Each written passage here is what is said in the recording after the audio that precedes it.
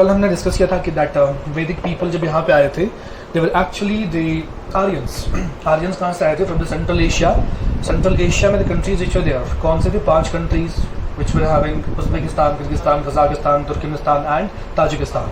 These 5 countries were from Central Asia। वहीं से Aryans आए थे इंडिया में, और उनका रीज़न क्या था इंडिया में आने के लिए? दे वर फाइंडिंग द पेस्टोरल लैंड्स, क्योंकि दे वर द नोमैडिक पीपल, तो वो ढूंढ रहे थे कुछ पेस्टोरल लैंड अपने लाइफ स्टॉक के लिए। लाइफ स्टॉक मतलब जो चरवाहे थे, जो उनके पास जानवर थे, उनके लिए घास ढूंढ रहे थे, लश ग्रीन ग्रास। तो वो नॉर्थ इंडिया में काफ़ी ज़्यादा था, इसीलिए वो इंडिया में एंटर कर चुके थे। But 2 phases which I mentioned in yesterday's class, जो 2 phases थे, पहला फेज था दैट वाज द फेज जिसमें डिस्क्रिमिनेशन नहीं था, it was a good phase, but at the end of that phase early वैदिक पीरियड डिस्क्रिमिनेशन शुरू हो चुका था।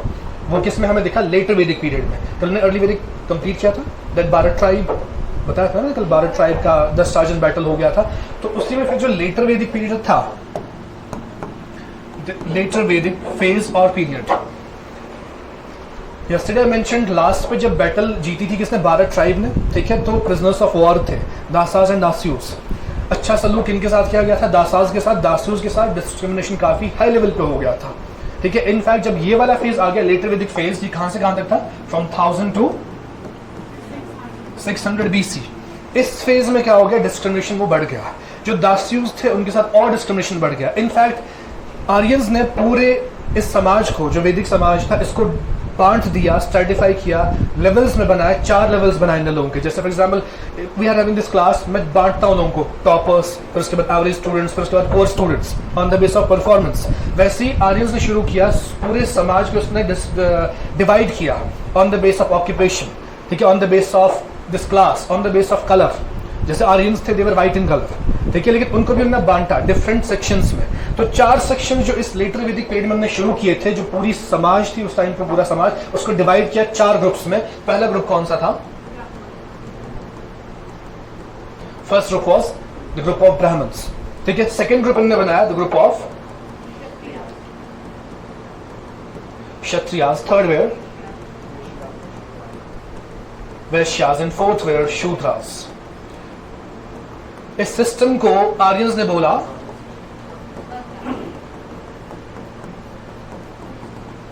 वर्ण सिस्टम। वर्ण सिस्टम एक ऐसा सिस्टम था जहां पे लोगों को बांटा गया 4 ग्रुप्स में, ठीक है। इसमें से पहला ग्रुप जो था ब्राह्मण्स का, इनका काम क्या था? टीचर्स थे ये, समाज के प्रीस्ट थे ये। जब भी कुछ पूजा होती थी, हवन करना होता था हिंदूज को घर पे, तो कौन करते थे? ब्राह्मण्स करते थे।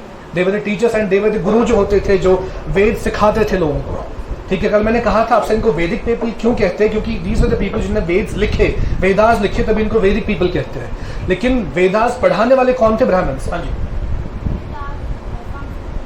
हाँ, they were in Sanskrit language.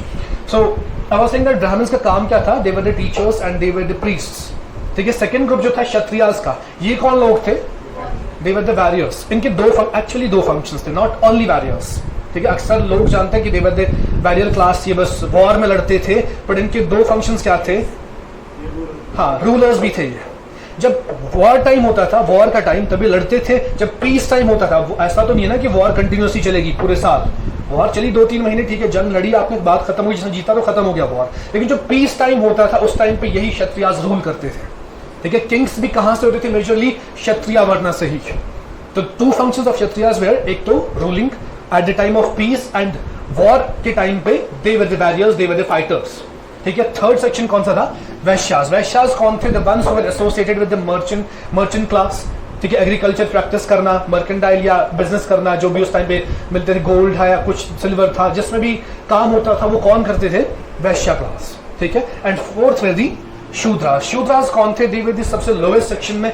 ये बाकी 3 के मीनियल जॉब्स करते थे। जो ये वाले 3 सेक्शंस थे, ब्राह्मण, क्षत्रियास और वैश्यास, इनके घरों पे काम कौन करते थे? Shudras. Menial jobs like washrooms को साफ करना, बर्तन उनके साफ करना, उनके कपड़े धोना, ठीक है, या कैन से दैट डिफरेंट जो फंक्शंस होती थी, वो यही करते थे। जो भी जॉब्स करते थे, कौन करते थे? शूद्रास। किन के घर पे? इन 3 क्लासेस के घर पे।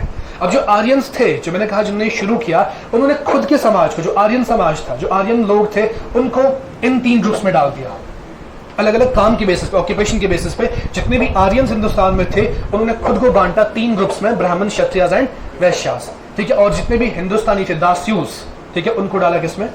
शूद्रा क्लास में। Vaishyas were the people who were associated with the merchant class and they were associated with the agriculture, mostly agriculture. जो भी प्रोडक्शन होती थी वो कौन करते थे? वैश्यास. और जो भी बिजनेस होता था जैसे कि diamond, gold, whatever silver was there, that was the function of Vaishyas. ठीक है. जो ये तीन थे इनके पास हक था कि ये they can go for the education also, यानी कि तालीम हासिल करने का हक सिर्फ इन तीन का था. शूद्रास को इजाजत नहीं मिलती थी तब समाज में कि वो गुरु के पास जाके वेदा सीखे या कुछ भी जो सीखना था. These were not having those rights. Shudras, that was discrimination with these people. जो ये तीन है इनको कहते हैं द्विजा कास्ट या द्विजा वर्णा. द्विजा का मतलब क्या होता है? Twice born. Dwija means twice born. अब ट्वाइस बॉर्न कैसे हो सकते हैं? जन्म तो एक बार लेते हैं हम from the womb of our mother. तो ट्वाइस बॉर्न क्या है? क्या हो सकता है ट्वाइस बॉर्न?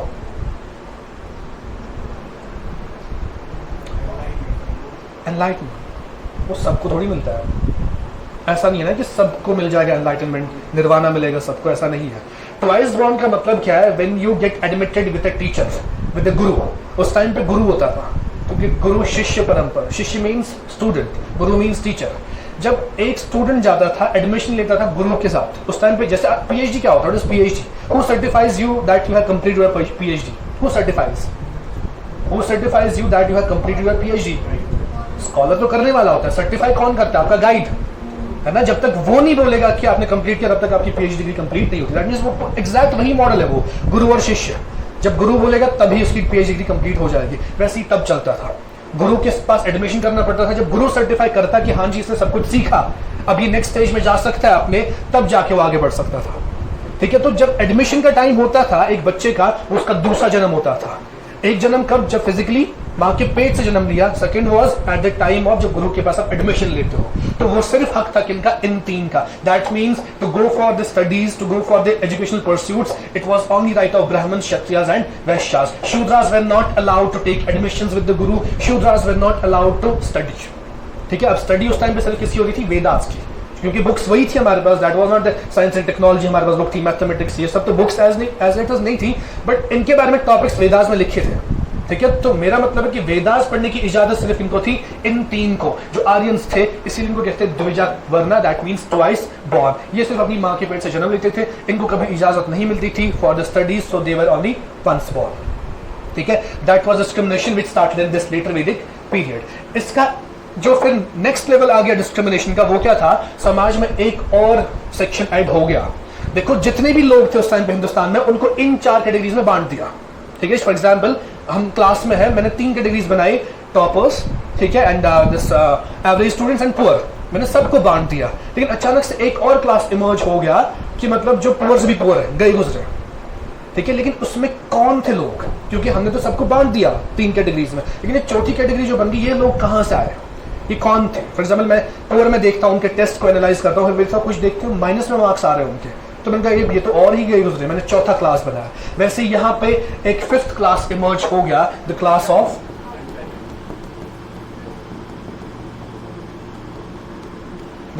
अनटचेबल्स. जब हम इन 4 के साथ अनटचेबल्स को जोड़ते हैं, ये बनता है कास्ट सिस्टम.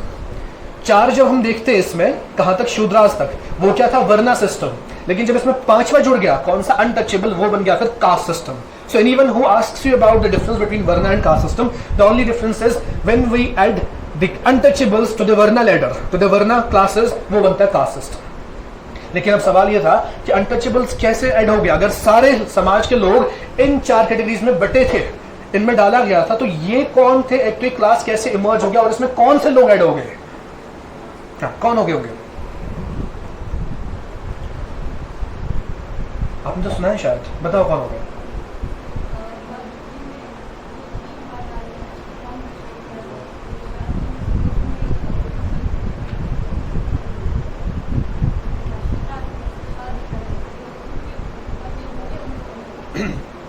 अब ये क्लास कैसे इमर्ज हो गया? Through the marriage, those marriage which were not accepted in the society. देखिए आज भी यही सिस्टम चलता है हमारे कश्मीर में. अगर हम देखेंगे कि अगर कोई हायर, अब यहाँ कास्ट सिस्टम बहुत चलता है, we can't deny that fact कि हमारे यहाँ पे जब भी शादी की बात आती है कास्ट जरूरी चेक करते हैं. एंड कुछ कास्ट के साथ सोशल स्टिग्मा जुड़ा हुआ है जिसपे जज करते हैं लोग डिफरेंट कास्ट को. तो वो पहले देखते हैं किस कास्ट से बिलोंग करते हैं, फिर जाके आगे बात बढ़ती है। तो अगर ऐसा होगा कि एक लड़का फ्रॉम हाई कास्ट एंड एक लड़की फ्रॉम लो कास्ट, अगर ये शादी हो जाती है तो हो सकता है कुछ टाइम तक घर वाले नाराज रहे, but at the end of the day acceptance मिल जाती। लेकिन अगर इसका उल्टा केस है, a girl from higher varna marries a guy from this class, lower varna, ठीक है, अगर ये शादी होती है तो उस शादी को एक्सेप्टेंस कभी मिलती नहीं है, ना तो आज मिलती है, ना तो हमारे समाज में, ना तो तब मिलती थी। ठीक है, तो ऐसी शादी से जो बच्चे पैदा हो गए, जब शादी को एक्सेप्टेंस मिली ही नहीं, समाज ने इसको माना ही नहीं, तो इससे जो बच्चे पैदा हो गए उनको भी समाज ने माना ही नहीं। उन्हीं बच्चों को बोला गया अनटचेबल सेक्शन। एक अलग प्रोजेनी आ गई from the marriage which were actually the type of marriage जहां पे the girl from high varna and the guy from lower varna, ऐसी मैरिज से जो बच्चा आ गए, दे वर द अनटचेबल्स। अब इनके नाम भी इन शादियों के, जो पहली वाली शादी थी, the guy from high caste and girl from the lower caste, that is termed as anuloma marriage. ठीक है, और जो सेकंड केस था, जो हमारा वाला केस अनटचेबल का, ये कौन सी मैरिज है जिसमें हाई क्लास लड़की एंड लोअर वर्ना लड़का था, इससे कहते थे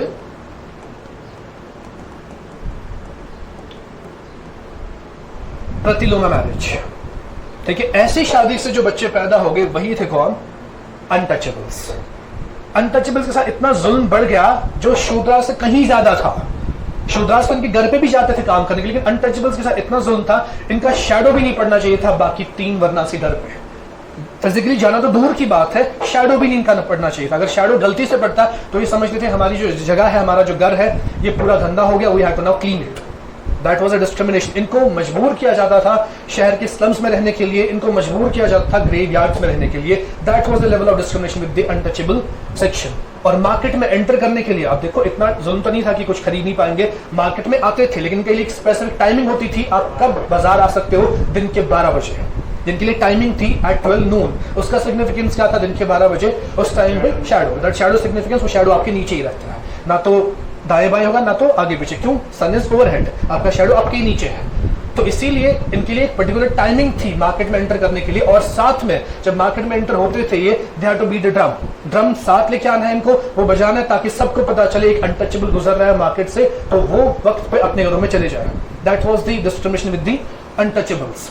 ठीक है, तो इसी जुल्म के खिलाफ हम अभी तक कहां पहुंचे? 600 BC तक हम आए हुए हैं, from 5 lakh BC।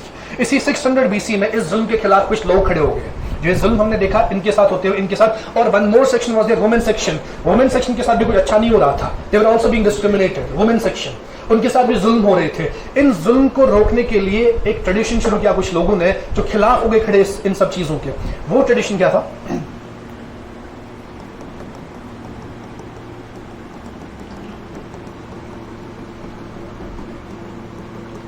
That was Shramana tradition.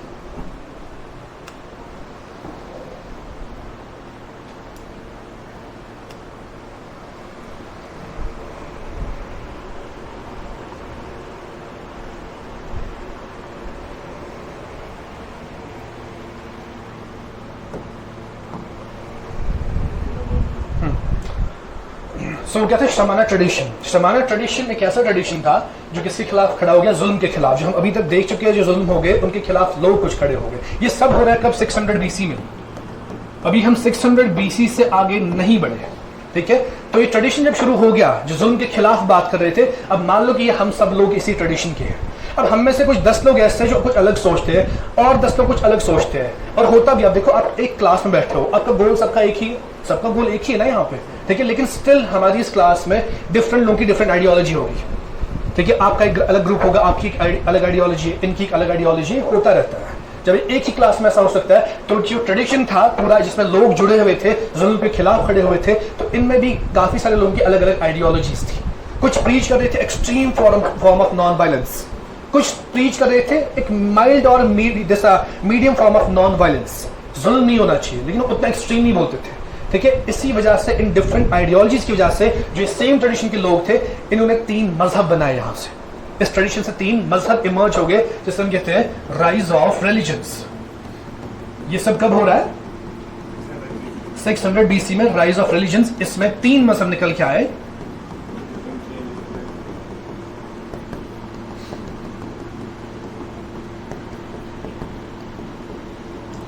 Buddhism, Jainism and अजीविका। ठीक है, अब जो आइडियोलॉजी डिफरेंसेस मैं बता रहा था आपको वो क्या था, 3 सेक्शन इसी से निकले। ये उतना form of non violence preach नहीं कर रहे थे, मतलब इनका मीडियम था, ठीक है, इनका बहुत ही हाई था। इनकी सोच ऐसी थी कि हम एग्रीकल्चर भी प्रैक्टिस नहीं कर सकते हैं। क्यों? जब हम खेतों में जाते हैं तो हमारे पाँव के नीचे इंसेक्ट्स काफी आते हैं तो उनकी जान चली जाती है, ये भी गलत। इतना extreme form of non violence. अच्छा, जो ऑर्थोडॉक्स जेन्स है, जैनिज्म से जुड़े हुए, वो मुंह पे मास्क पहनते हैं। रीजन कि जब हम इनहेल करते हैं ऑक्सीजन तो हमारे मुंह में बहुत सारे ऐसे invisible bacteria and insects which go inside this mouth, वो भी मर जाते हैं, तो वो भी नहीं होना चाहिए इनसे। अभी extreme form of non violence था जो कौन प्रीच कर रहे थे? जेन्स, ठीक है। But Buddhist way not that much extreme, ये एग्रीकल्चर प्रैक्टिस करते हैं, ये नॉर्मली चलते हैं। तो इसीलिए ये आइडियोलॉजी डिफरेंस की वजह से 2 अलग मजहब बने, ठीक है। और साथ में एक और मजहब है आजीविका, बट स्टिल टाइम जब आगे बढ़ा ये फिर एज ए रिलीजन खत्म हो गया, ये रहा नहीं। ये आप आज भी देख रहे हो, बुद्धिज्म इज एग्जिस्टिंग, ठीक है, in present context, Jainism is also existing in the contemporary time. समझ क्या? आप खुद ही जानते हो बुद्धिज्म क्या है और जैनिज्म क्या है, no need to explain this.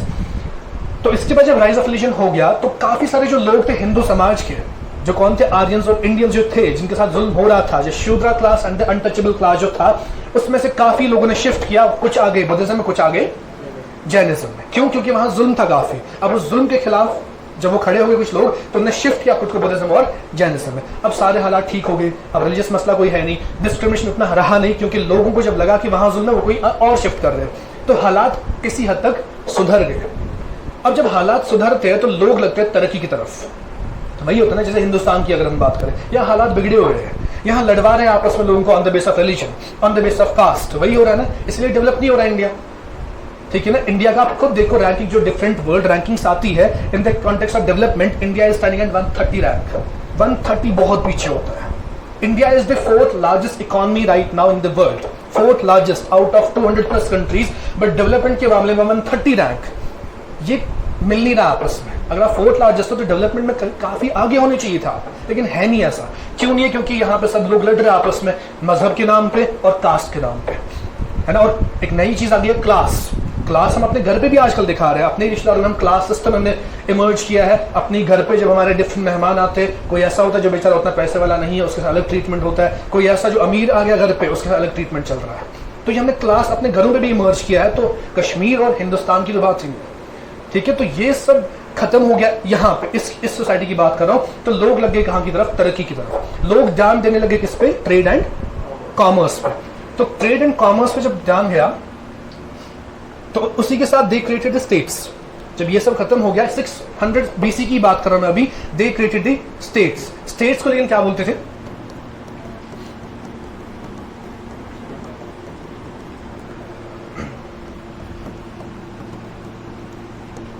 Janapadas. यानी कि लोगों ने अपनी डिमार्केशंस की, ये हमारी जगह है, ठीक है, इसमें हम करेंगे काम। ऐसी स्टेट्स बना, जैसे आजकल India is divided into 28 states, वैसे तब इन्होंने अपने एरिया को बांटा स्टेट्स में, उनको बोला इन्होंने जनपदास। लेकिन स्टेट्स किस बेसिस पे थे? On the base of trade and commerce. Area के बेसिस पे नहीं कि कौन सा एरिया बड़ा है कौन सा छोटा है, ऐसा नहीं था। लेकिन इन स्टेट्स में से कुछ स्टेट्स ऐसी थी जो बहुत पावरफुल थी, ठीक है, जो सबसे टॉप थे पावरफुल। वो कितने थे? 16 थे। 16 स्टेट्स वर देयर, जिनको इन्होंने बोला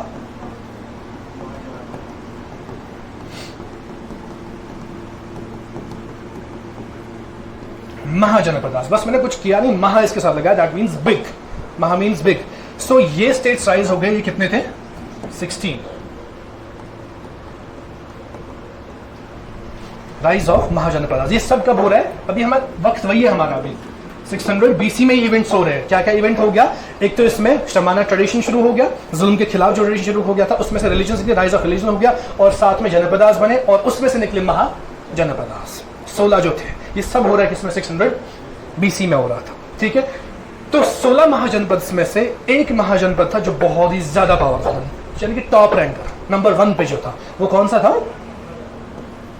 that Mahajanapada was named as the Mahajanapada of Magadha, यानी कि सबसे पावरफुल।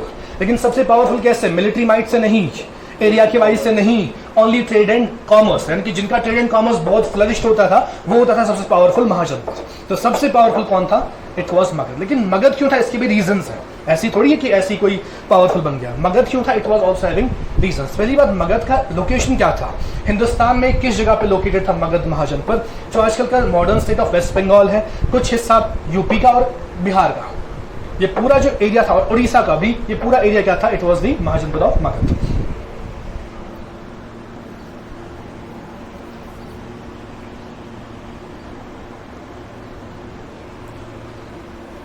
ये आपने पहचाना कौन सा एरिया? नॉर्थ ईस्ट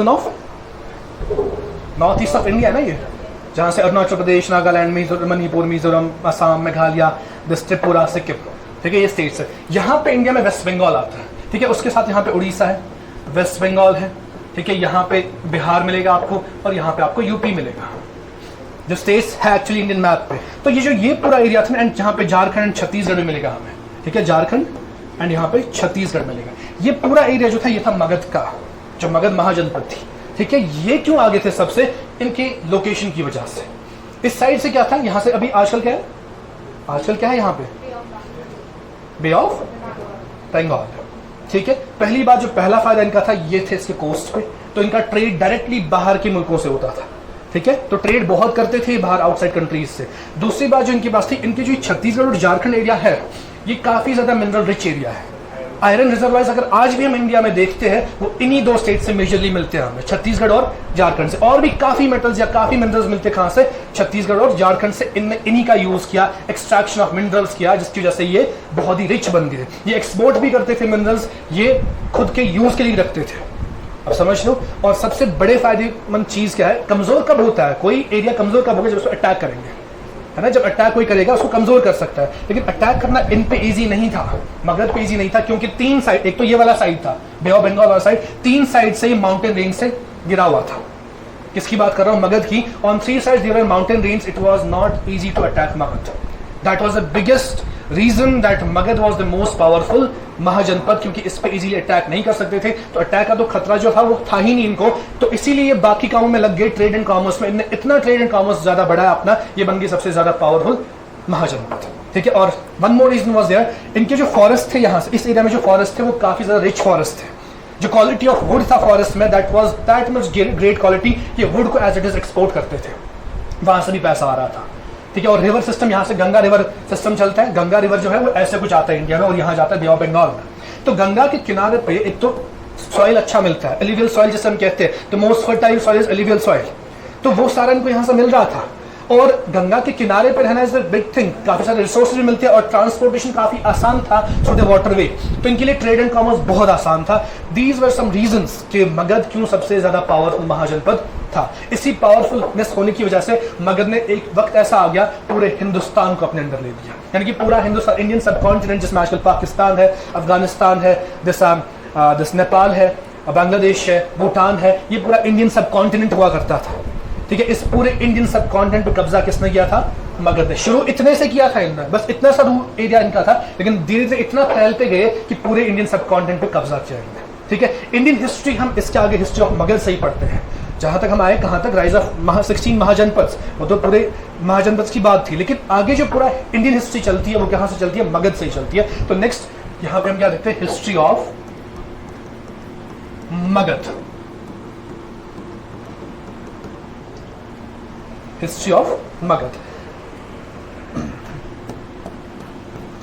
मगध जो पूरा महाजनपद था, इसमें अलग अलग खानदान, डायनास्टीज रूल कर रहे थे, मतलब not at the same time. पहले एक डायनास्टी थी, फिर उसके बाद दूसरी, जब वो खत्म हो गई फिर दूसरी डायनास्टी रूल करने के लिए। ऐसी 4 डायनास्टीज थी पूरे मगध में, जिन्हें डिफरेंट टाइम फ्रेम्स में रूल किया। किस पे? On the Indian subcontinent, Magadh या इंडियन सबकॉन्टिनेंट, क्योंकि जब तक ये एंड हो गया, इनने पूरे हिंदुस्तान को अपने अंडर लिया था, पूरे इंडियन सबकॉन्टिनेंट को अपने अंडर लिया हुआ था।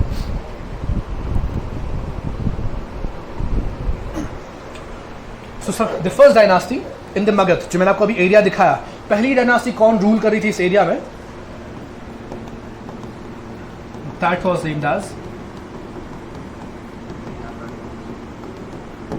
हारियन का डायनास्टी। हम अभी किस बीसी में आए हुए?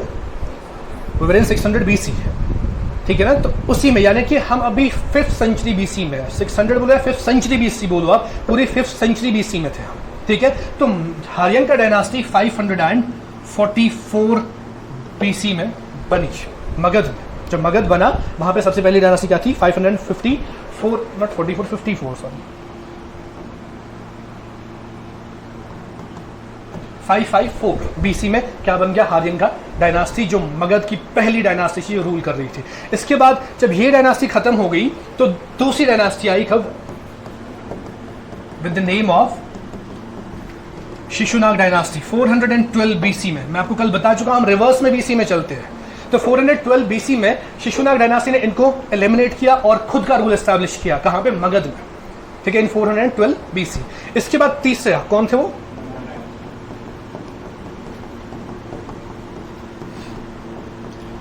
नंदा डायनास्टी। नंदा डायनास्टी कब उन्होंने खुद को कब एस्टैब्लिश किया? 344 बीसी, यानी कि 344 बीसी में नंदाज ने एलिमिनेट किनको किया? शिशुनाग को, और खुद को एस्टैब्लिश किया। ये एंड पे यही कर रहे थे। शिशुनाग जो नंदा था ये इनका मिलिट्री कमांडर था, इनने अपने किंग को मारा और खुद का रूल एस्टैब्लिश करते थे। दिस वाज गोइंग ऑन, ठीक है, यहां पे भी ऐसे हो गया, यहां पे भी ऐसे हो गया। फिर लास्ट इसके बाद नंदाज के बाद जो लास्ट डायनास्टी मगध में आ गई, डायनास्टी मगध में आ गई, that was Mauryan dynasty, Mauryas, ठीक है। मौर्यास कब आए? वो कब एस्टैब्लिश हुए? 321 बीसी में, यानी कि 321 बीसी में मौर्यास ने डिफीट किनको किया? नंदाज को, और खुद को एस्टैब्लिश किया। अब समझ लो। और 321 बीसी से लेके पूरा 185 बीसी तक किनका रूल था? मौर्यास का रूल था। यही वो टाइम था जब इनने पूरे हिंदुस्तान पे कब्जा किया था, पूरे हिंदुस्तान पे रूल कर रहे थे। In fact, you must have heard King Ashoka, the great Ashoka. Ashoka इन्हीं में से थे, Mauryas. He was a Mauryan king, the Ashoka. Ashoka के टाइम पे जब वो रूल करने आए मौर्यास में, तो सिर्फ एक रीजन ऐसा था हिंदुस्तान का जिसपे इनका रूल नहीं था, that was कलिंगा।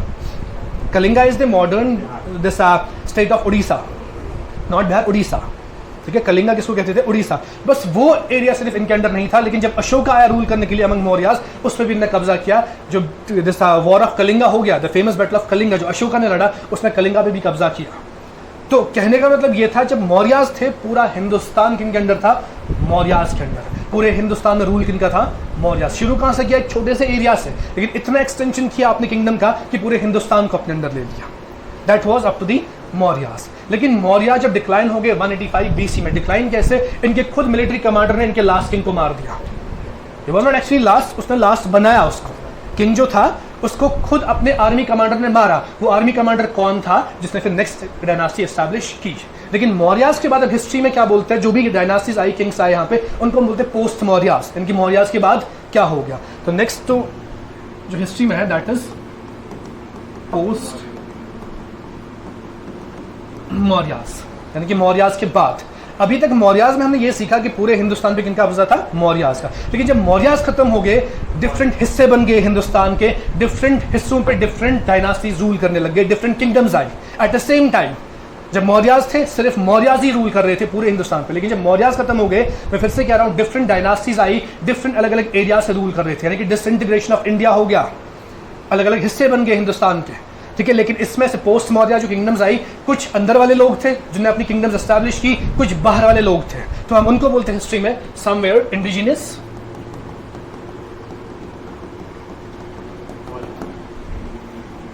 एंड कुछ थे,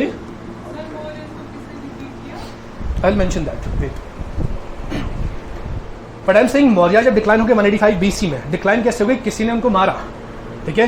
लास्ट जो किंग था उनका, अपने ही आर्मी कमांडर ने उसको मारा और अपनी डायनास्टी एस्टैब्लिश की। ये कौन थे? The person was named as Pushyamitra Shunga. The person was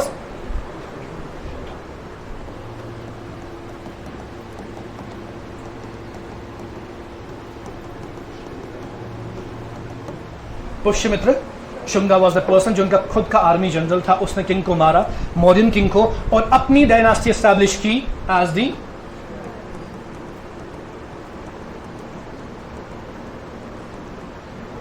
शुंगास कहते हैं इनको, शुंगा डायनास्टी। मिल गया आपको आंसर?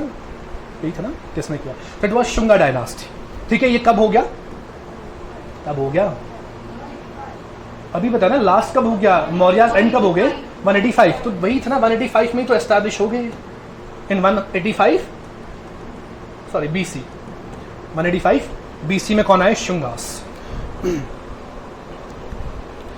शुंगास के बाद जो इंडिजिनस थे, जो यहाँ के लोग थे, जिन्हें इसी एरिया में रूल किया जहाँ से शुंगा, अब देखो शुंगास के अंदर सारा वो था जो मौर्यास का था, यानी कि पूरा हिंदुस्तान किनका था, शुंगास का। लेकिन शुंगास इतने पावरफुल नहीं थे कि वो उसको होल्ड कर पाते। शुंगास से धीरे धीरे छीना गया अलग अलग टेरिटरीज, उन पे अलग अलग किंग्स ने रूल किया फिर, ठीक है। फिलहाल के लिए ये मानते हैं 185 BC में पूरा हिंदुस्तान किनके अंडर आ गया, शुंगास के अंदर। बट मैं ये कह रहा हूँ Shungas were not that much powerful kingdom कि वो होल्ड करते पूरे इंडिया को। उनसे धीरे धीरे करके उनकी लैंड्स को छीना गया और वहां पे अलग अलग किंगडम्स एस्टैब्लिश हो गए, ठीक है। जैसे पहले अगर हम देखेंगे शुंगास को डिफीट किया कानवाज ने, और नेक्स्ट डायनास्टी इंडिजिनस में कौन सी आई थी, कानवाज। ये कब आए थे, 75 BC में, 75 BC में। कानवाज के बाद एक और डायनास्टी जो इंडिया पर रूल कर रही थी सेम टाइम पे, मतलब टाइम फ्रेम एक ही था, ठीक है। दैट वाज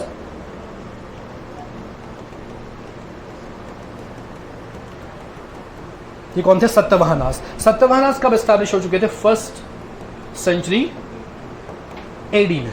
अब हम AD में आ रहे हैं, BC से शिफ्ट हो रहे हैं, 0 हमने क्रॉस किया, अब आए हम AD में। अब नॉर्मल आगे चलेगा डेट, अब रिवर्स में नहीं चलेगा, ठीक है ना। So third dynasty was Satavahanas, जिन्होंने खुद को एस्टैब्लिश किया। पूछना कुछ,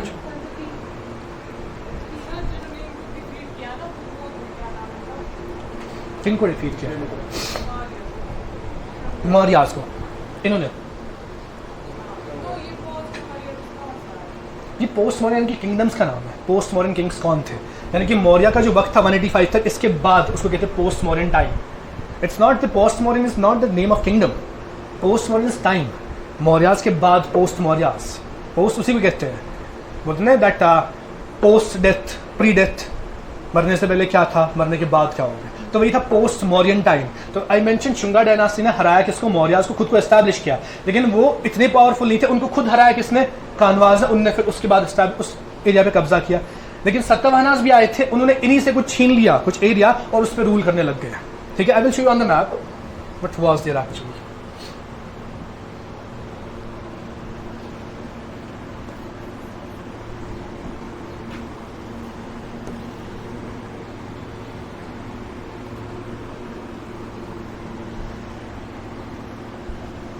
इंडिया एंड पाकिस्तान, वही ना, map of India and Pakistan. इस पूरे एरिया पे किनका कब्जा था, मौर्यास का। शुंगास आए, उनने इस पूरे एरिया पे कब्जा किया। लेकिन एंड पे, अभी मैं जब डायनास्टी और बताऊंगा आपको, काफ़ी सारे लोग आए, उनने शुंगास से छीनना शुरू किया उनकी ज़मीन, यानी कि यहाँ से कुछ छीनना शुरू किया और खुद को एस्टैब्लिश किया। एंड पे शुंगास के पास क्या बचा था, इतना एरिया, वापस उतना ही जितना मगध का था। ये वापस वही हालत पे पहुंच गए। तो यहाँ पे कौन आए थे, शुंगास। इनकी फाइनल पोजीशन शुंगास की ये थी। Otherwise Shungas were having control of all of India, but बाकी जो आगे उन्हें छीना उनसे, तो शुंगास के पास इतना ही बचा। एंड पे शुंगास से ये भी छीना गया, ठीक है। शुंगास को रिप्लेस किया इसी एरिया में किन्होंने, कानवास ने। यानी कि शुंगा को अब एलिमिनेट ही किया गया यहाँ से। इस एरिया पे अब किसका रूल था, कानवास को। मैंने दूसरी डायनास्टी बताई थी। तीसरी मैंने बताई थी कौन सी, सतवाहनास। सतवाहनास जो है उनका एरिया था कुछ ऐसा।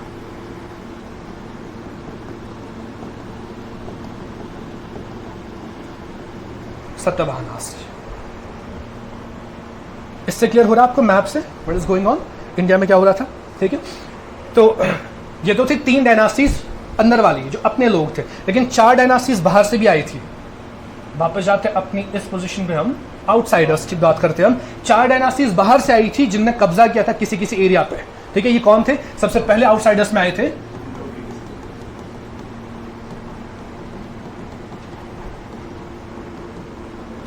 Indo Greeks. 165 BC में आए थे हिंदुस्तान और एक एरिया पे कब्जा किया। मैप पे अगर हम इसी को देखेंगे, ये कहां पे आए थे, इनने खुद को कहां पे एस्टैब्लिश किया था, इंडो ग्रीक्स ने। This was the area of Indo Greeks. ये फाइनल पोजीशन बता रहा हूं। जब पहले ये काफी एरिया पे कब्जा करते थे, लेकिन पूरा जंग होने के बाद इनके पास ये था। This was the area of Indo Greeks. जो दूसरी डायनास्टी आई थी आउटसाइडर्स से, वो कौन थी,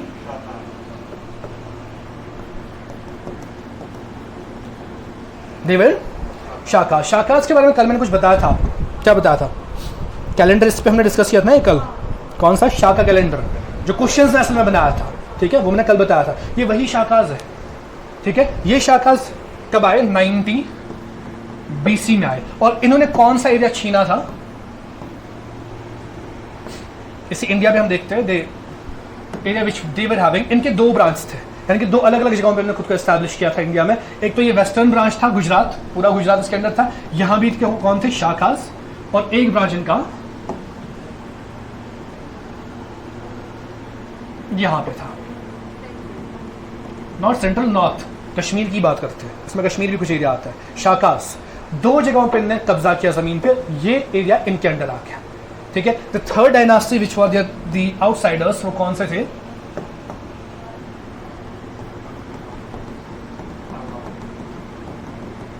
दे वर दी पार्थियंस। ये बाहर से आ रहे थे, आउटसाइडर्स मतलब जो हिंदुस्तान के बाहर से आ रहे थे, कब्जा करते डिफरेंट लैंड्स ऑफ इंडिया पे। पार्थियंस यहाँ पे आए 25 एडी में, कब आए? 25 एडी में। बट इनका एरिया कौन सा था जिस पर इन्होंने कब्जा किया था?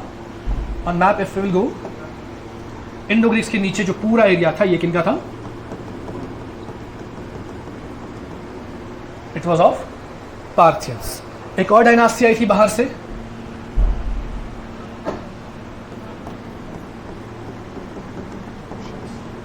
they were the Kushans। Cushions यहां पे आए थे इन 65 AD।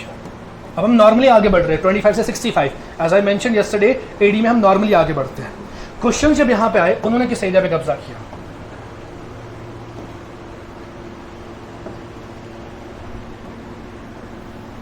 पूरे इस नॉर्थ पे, इसमें JNK, कश्मीर, लद्दाख सब कुछ आता है।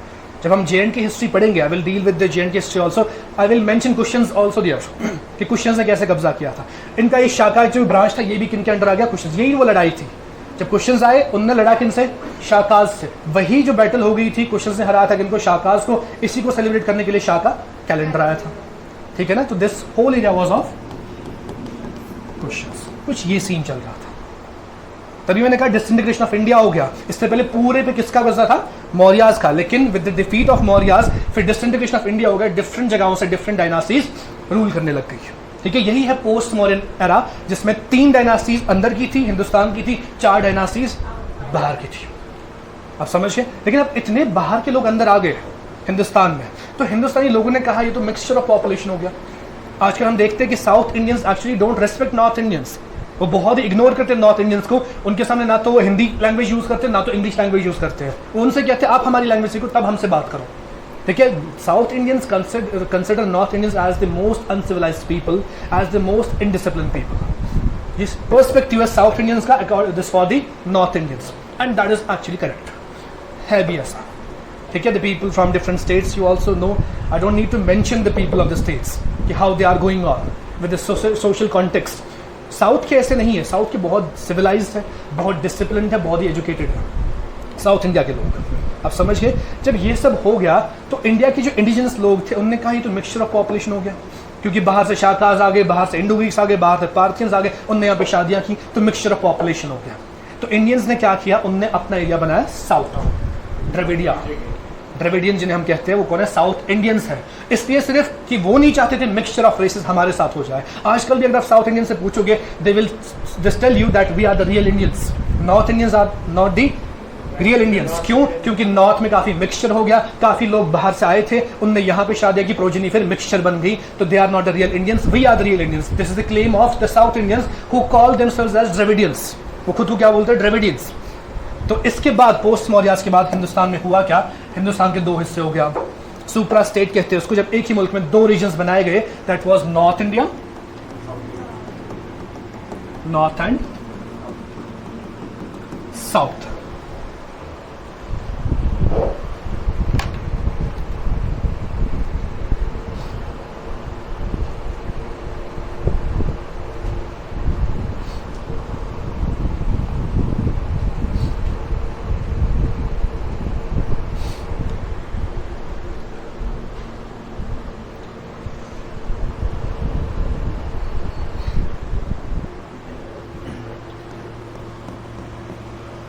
नॉर्थ में अब अलग डायनास्टी चल रही थी, ठीक है, और साउथ में पूरा अलग चल रहा था। नॉर्थ में जो अब किसके बाद पोस्ट मौर्यास के बाद डायनास्टी आई थी, the major dynasty after Mauryas, Mauryas के टाइम पे पूरा हिंदुस्तान मौर्यास के अंदर। उसके बाद अगर कोई बड़ी डायनास्टी आई थी वो अब आई, दैट वेयर, ये कौन थे? गुप्ताज थे, ठीक है। गुप्ताज का ऑलमोस्ट नॉर्थ इंडिया में पूरे पे रूल था, ठीक है। They were ruling on whole of the north India. Mauryas और गुप्ताज के बीच में जो भी हुआ वो छोटे छोटे पार्ट पर रूल कर रहे थे जो हम देख चुके हैं अभी, ठीक है। लेकिन गुप्ताज का एक सिग्निफिकेंट एरिया पे रूल था, और गुप्ताज ने खुद को एस्टैब्लिश कब किया था? 319 एडी में, 319 एडी में, और ये चले 550 AD, you can say up to 600 AD यही चले, up to 600 AD. It was a rule of Guptas in north India. South की मैं बात ही नहीं कर रहा हूँ, साउथ को हम अलग सब में देखेंगे साउथ में क्या चल रहा था। गुप्ताज के बाद जो नेक्स्ट डायनास्टी वहां पे आई साउथ में, that was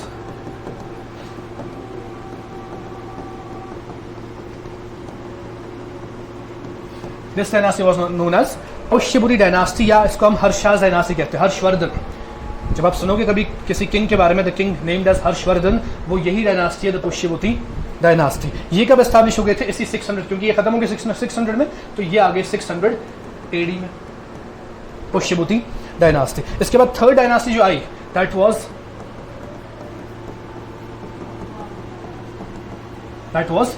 Pala dynasty. It was something in 750 AD. Third was Pala dynasty in 750 AD. लेकिन पालास इनके एरिया पे रूल नहीं कर रहे थे। पालास जो है वो किसी और, अब फिर से वही डिवीजन हो गया, पालास एक अलग एरिया पे रूल करता है। I will show this on the map also, don't worry about it कौन सा एरिया कहाँ से किसके अंडर था। पालास एक अलग एरिया से रूल कर रहे थे। पालास के बाद अगर कोई और इंपॉर्टेंट डायनास्टी इंडिया में आ गई रूल करने के लिए, दे वेर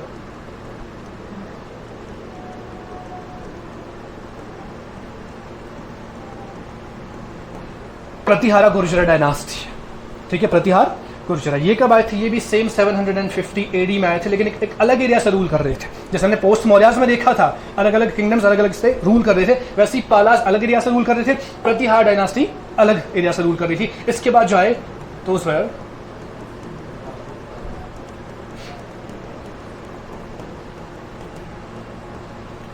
757 एडी में कौन आए? राष्ट्रकूटास। ये सब नॉर्थ इंडिया में चल रहा था। These dynasties were in the North India.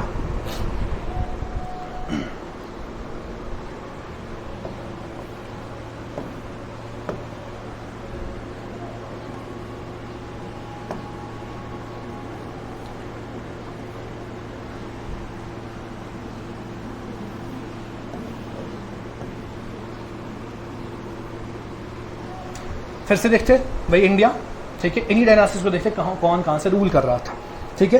पहले अगर देखेंगे गुप्ताज का पूरा रूल ये था नॉर्थ का, ये गुप्ताज के अंडर था। लेकिन जब गुप्ताज डिक्लाइन होने शुरू हो गए 600 में, तो डिफरेंट एरिया से डिफरेंट डायनास्टीज आए, ठीक है। गुप्ताज के बाद this was the area of Palas, ठीक है। और कौन सी डायनास्टी थी? पुष्यपुरी डायनास्टी, वो कुछ यहां पे थी। और कौन से थे? प्रतिहारा का पहले ये एरिया था, लेकिन बाद में उन्होंने पुष्यपुरी को खत्म किया, तो पूरा फिर आया अंडर किसके? Pratihara. So you can see that ये पूरा एरिया फिर किसके अंडर था? फाइनल पोजीशन बता रहा हूं, फाइनली हुआ क्या। This area was under Pratihara Gurjara dynasty, short में लिख रहा हूं प्रतिहार। और उसके बाद कौन थे? पालास ये रहे ना, राष्ट्रकूटास। ये पूरा एरिया जो था, this whole area, this was of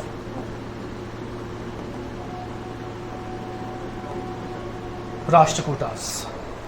इन तीन की बाउंड्री एक जगह मिलती थी।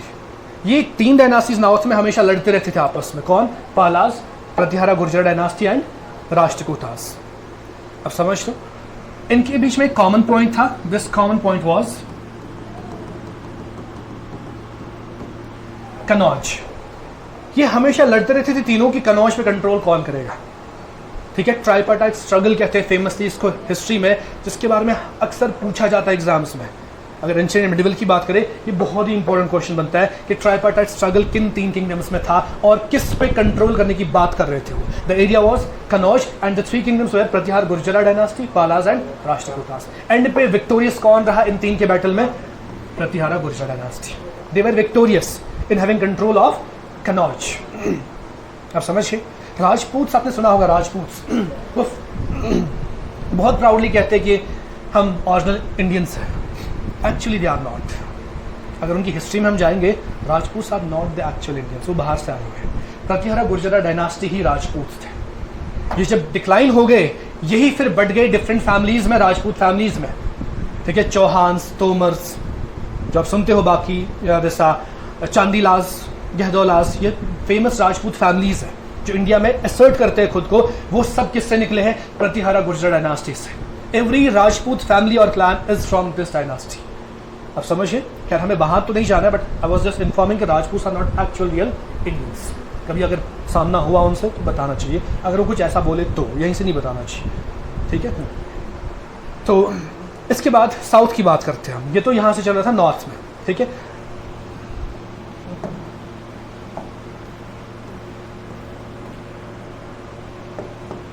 साउथ में शुरू हो गया था इसी टाइम पे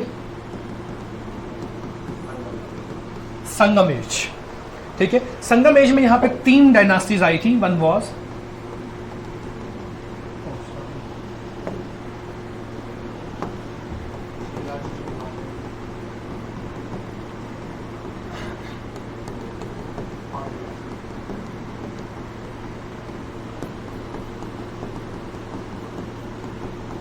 चेराज, चोलाज एंड पांड्यास। ये तीनों आए थे फर्स्ट सेंचुरी एडी में। अब इनका एरिया क्या था जहां से ये रूल कर रहे थे?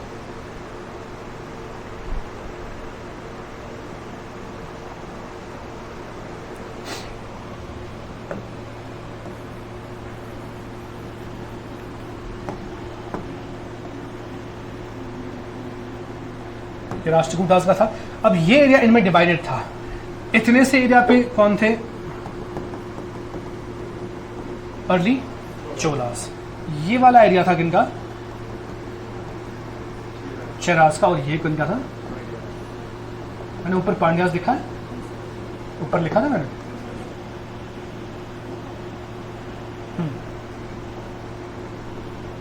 This was going on south India. ये कब तीनों आए? फर्स्ट सेंचुरी एडी में। तो this was the complete India at this point of time. But इसके आगे हुआ क्या?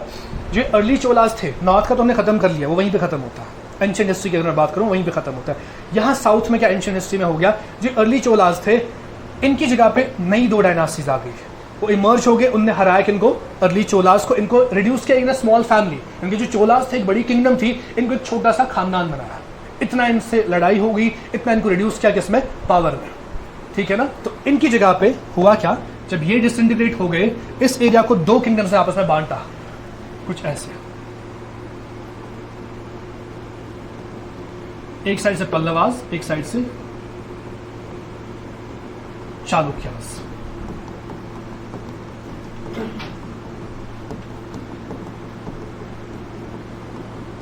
पल्लवास एंड चालुक्यास। मैं फिर से रिपीट कर रहा हूं, जो अर्ली चोलास का एरिया था उस पर कब्जा किसने किया? 2 किंगडम्स ने। उनने हराया अर्ली चोलास को, उनको रिड्यूस किया इनटू स्मॉल फैमिली, एंड इस एरिया पे अपना रूल किया पल्लवास एंड चालुक्यास ने। अब समझ रहे हो? लेकिन कई सालों के बाद 600 एडी की बात मैं कर रहा हूं, जो अर्ली चोलास थे, ठीक है, और ये आपस में लड़ते भी रहते थे। पल्लवास एंड चालुक्यास आपस में भी लड़ते रहते, जिसकी वजह कमजोर हो गए, ठीक है। ये धीरे धीरे कमजोर होते गए।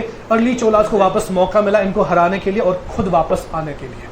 यानी कि जिनको पहले वहां से खत्म किया गया 2 किंगडम्स ने, अब वो 2 खत्म हो जाएंगे और पहले वाले वापस आएंगे, ठीक है। जब ये दोनों खत्म हो गए, इसी एरिया में वापस आए कौन? Cholas, but this time with the new name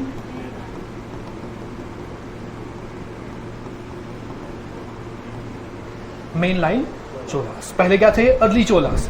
but जब दूसरी बार इनका रिवाइवल हो गया, 900 एडी की बात है, वो कौन आ गए? Main line Cholas. ये वही फैमिली थी जिसको रिड्यूस किया गया था, ये वापस पावर में आ गए with the name of main line Cholas. यहां तक जितना भी हम पढ़ते हैं ना हिस्ट्री में, ये सारा एंशिएंट हिस्ट्री है।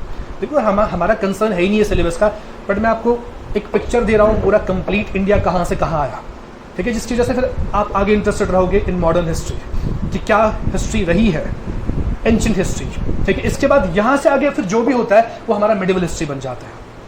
अब समझ लो ना, यहाँ तक हमने जो भी देखा, ये मेजॉरिटी किनका था? हिंदू रूल था। जितनी भी डायनास्टीज हमने देखी कौन थे? हिंदूज थे, ठीक है। लेकिन इसके आगे शुरू हो गया फिर इस्लामिक इन्वेजन इन इंडिया, लेकिन वो 711 एडी में ही शुरू हो गया था, ठीक है। पहली बार जब हो गया था इस्लामिक इन्वेजन, कब हो गया? 711 एडी में। तो वहीं पे हमारा बनता है medieval history.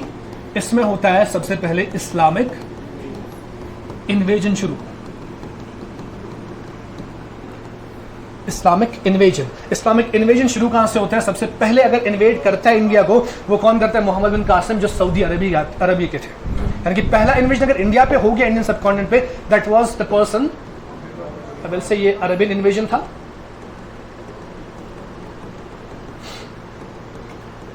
And the person was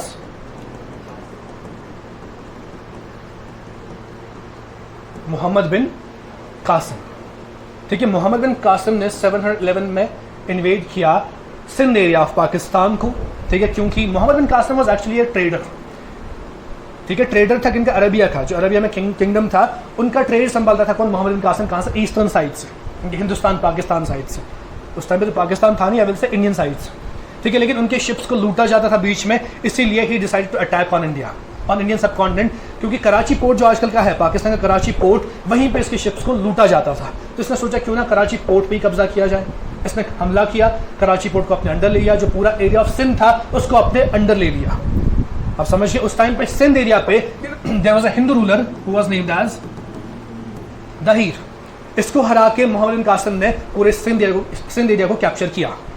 एक छोटा सा रूल रहा मोहम्मद बिन कासिम का, क्योंकि बहुत कम टाइम में इसको हटाया गया था फिर, लेकिन उस कम टाइम में भी इसने अच्छा खासा इम्प्रिंट डाला इस्लाम का इस सब कॉन्टिनेंट पे। ठीक है, उसके बाद शुरू हो गया फिर next Turkish invasion.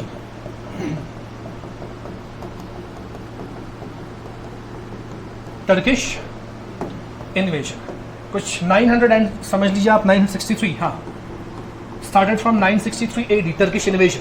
Turkish invasion में दो लोग इंपॉर्टेंट थे जिनने बहुत ही इंपैक्ट डाला इंडियन दिस हिस्ट्री पे। ये कौन थे, इसमें पहले थे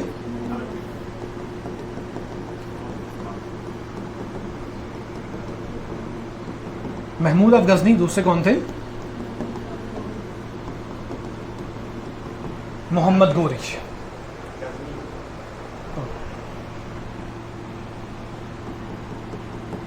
एक तो थे Mahmud of Ghazni, second was Mohammad Ghori. लेकिन ये कौन थे, टर्किश। लेकिन पहला इन्वेजन किसका हुआ था, अरेबिया का। Second was from Turkish. These two important personalities were there जिनने काफी इंपैक्ट डाला इंडिया पे कब्जा करने के लिए। मोहम्मद गोरी के टाइम पे एंट्री हो चुकी थी इंडिया में। ठीक है, इस्लामिक इन्वेजन किसमें हो चुका था, इंडिया में, एग्जैक्ट इंडिया में। बठिंडा पंजाब से आगे बढ़ गए थे, दिल्ली तक आ गए थे मोहम्मद गोरी। लेकिन 1206 में इनके साथ क्या होता है, इन 1206 ही डाइड। किसकी बात कर रहा हूँ, मोहम्मद गोरी की बात कर रहा हूँ। इन 1206 ही डाइड। इंडिया पे कब्जा कर चुके थे, दिल्ली तक आए थे, दिल्ली इन्हीं के पास था। जब ये मर गए तो इनके होते थे स्लेव्स। किनके, इनके होते थे स्लेव्स। जो मोहम्मद गोरी स्लेव्स काफ़ी ज़्यादा थे इनके, स्लेव्स समझते हैं, जो काम करते थे इनके लिए, नौकर होते थे। There was one famous slave of Mohammad Ghori, the person was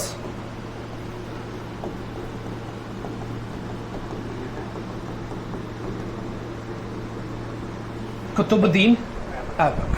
He was the famous slave या most trusted slave of Mohammad Ghori. तो जो ही इनकी डेथ होगी 1206 में, मोहम्मद गोरी ने, ये बन गई नेक्स्ट, इसने अपनी डायनास्टी एस्टैब्लिश की with the common name of Delhi सल्तनत इंडिया पे। तो वहां से फिर शुरू हो गया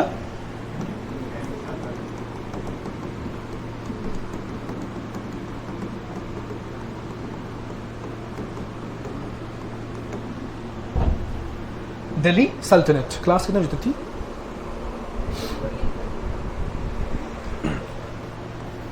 बट आई मेंशन्ड 1206 में एस्टैब्लिश की, किसने, कुतुबुद्दीन ऐबक ने। लेकिन जो इनकी डायनास्टी थी इसमें दिल्ली सल्तनत में, वो कौन सी थी, वही इसी नाम से स्लेव डायनास्टी, जो किसने एस्टैब्लिश की, कुतुबुद्दीन ऐबक ने। इसने 1206 में एस्टैब्लिश किया, लेकिन 1290 में ये एंड हो गई डायनास्टी। कौन सी, स्लेव डायनास्टी, क्योंकि इनकी जगह पे रिप्लेस किया किसी और डायनास्टी ने, दैट वाज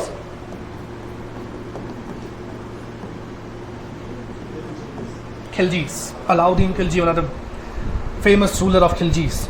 वही खिलजीज एस्टैब्लिश हुए कब, 1290 से लेके 1320 तक इन्होंने रूल किया। 1290 AD से लेके 1320 तक इन्होंने रूल किया खिलजीज ने। खिलजीज के बाद रिप्लेस हो गया, इनको हराया किसी ने, वो कौन थे,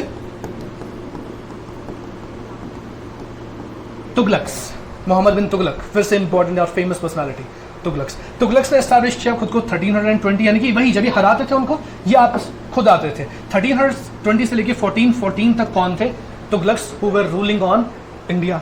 ठीक है, तुगलक्स के बाद जब इनको हराया गया तो कौन आए, नेक्स्ट कौन आए, सैयद्स। सैयद्स ने अपना रूल 1414 में एस्टैब्लिश किया। कब से, 1551 तक शायद था इनका, काफी छोटा सा रूल था। फ्रॉम 14 to 51 ही था ना, हाँ 1451 तक। कौन थे? सैयद्स को डिफीट किया लास्ट पे किन्होंने? लोधीज ने, लोधी डायनास्टी ने।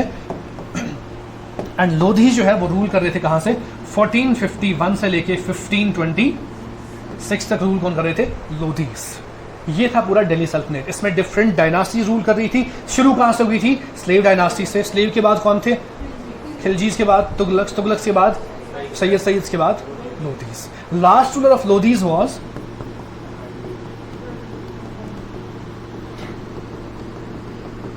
Ibrahim Lodhi. Ibrahim Lodhi was a great ruler, he was having a great army.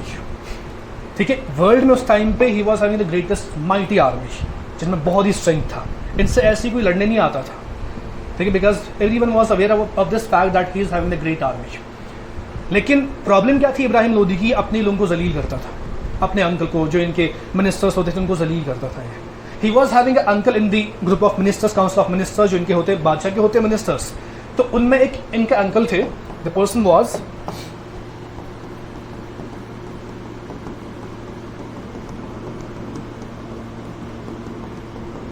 दौलत Khan Lodhi. He was uncle of Ibrahim Lodhi. So once Ibrahim Lodhi humiliated this person to a great extent, बहुत जलील किया इनको सबके सामने।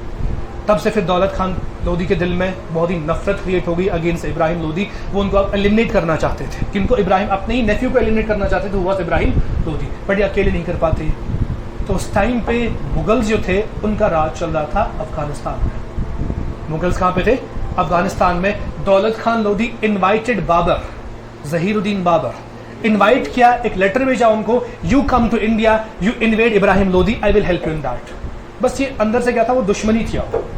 तो ही वॉज इन्वाइटिंग बाबर, लेकिन बाबर भी जानते थे मेरे पास इतनी आर्मी नहीं है जितनी किसके पास है, इब्राहिम लोधी के पास। तो उसने डिक्लाइन किया इन्विटेशन कि I can't come to your rescue, मैं वहाँ पे आप इनसे नहीं लड़ सकता हूँ, किनसे? इब्राहिम लोधी से।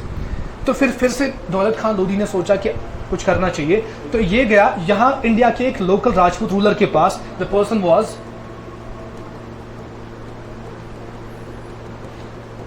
राणा संघा, अ राजपूत रूलर। ठीक है, he was ruling on the western side, Rajasthan side, वहां से रूल कर रहे थे कौन? राणा संघा। तो दौलत खान लोधी के इनके पास दैट एक काम करते, हम दोनों मिलके भेजते हैं इन्विटेशन किसको? बाबर को। शायद वो तब माने, क्योंकि जब हम उसको बोलेंगे कि मेरी भी कुछ आर्मी है, आपकी भी कुछ आर्मी है, शायद बाबर तब मान जाए। तब जाके इन दोनों ने मिलके इन्विटेशन भेजा फिर से किसको? बाबर को, हु वाज इन अफगानिस्तान। तो तब जाके बाबर ने एक्सेप्ट किया वो इन्विटेशन। तब उसने अपनी कमिटमेंट दी, I will come to India and I will have a battle with Ibrahim Lodhi and I will defeat him. ठीक है, तो वो हुआ भी। कब? 1526 में बाबर कहां से आए? अफगानिस्तान से हिंदुस्तान आए। लड़ा किससे? इब्राहिम लोधी से। उसी को हम फेमसली कहते हैं first battle of Panipat, which was between Ibrahim Lodhi and Babur, Zahiruddin Babur. अब समझ गए ना? जब वो बैटल हो गया, उस बैटल में ये तो थे, प्रॉमिस क्या किया गया था? इनकी आर्मी और इनकी आर्मी, मदद किनकी करेगा? बाबर की। लेकिन जब बैटल एक्चुअली ऑन ग्राउंड चल रहा था पानीपत में, इनकी आर्मी तो थी, लेकिन इसने धोखा दिया, ये आया ही नहीं। ठीक है, ये इमर्ज ही नहीं हो गया वहां पे, तो इसने धोखा दिया। स्टिल बाबर के टैक्टिक्स बहुत खतरनाक थे, वॉर टैक्टिक्स। स्टिल बाबर ने हराया किसको? इब्राहिम लोधी को, विद द हेल्प ऑफ दौलत खान लोधी। अब समझ रहे हो? So he defeated Ibrahim Lodhi and he established Mughals. तो 1526 में एस्टैब्लिशमेंट ऑफ किनका हो गया? Mughals in India. आज मैं यहीं पर रुक रहा हूँ, कल हम देखेंगे मुगल्स के आगे क्या हो गया। अब हम बढ़ रहे कहाँ की ओर? मॉडर्न हिस्ट्री की ओर। अब समझ रहे हो ना? तो कल पूरा इसका खत्म करूंगा मैं। परसों से एग्जैक्टली मैं टॉपिक उठाऊंगा जो हमारे सिलेबस का मतलब का है। बट ये ऐसे नहीं बता रहा हूं मैं, it's not the wastage of time for you people. ठीक है, इसका एक सिग्निफिकेंस आपको आगे चल के समझ आएगा कि जो ये स्टोरी आई अभी तक मुगल्स तक, ये कैसे आपकी हेल्प आगे करेगा।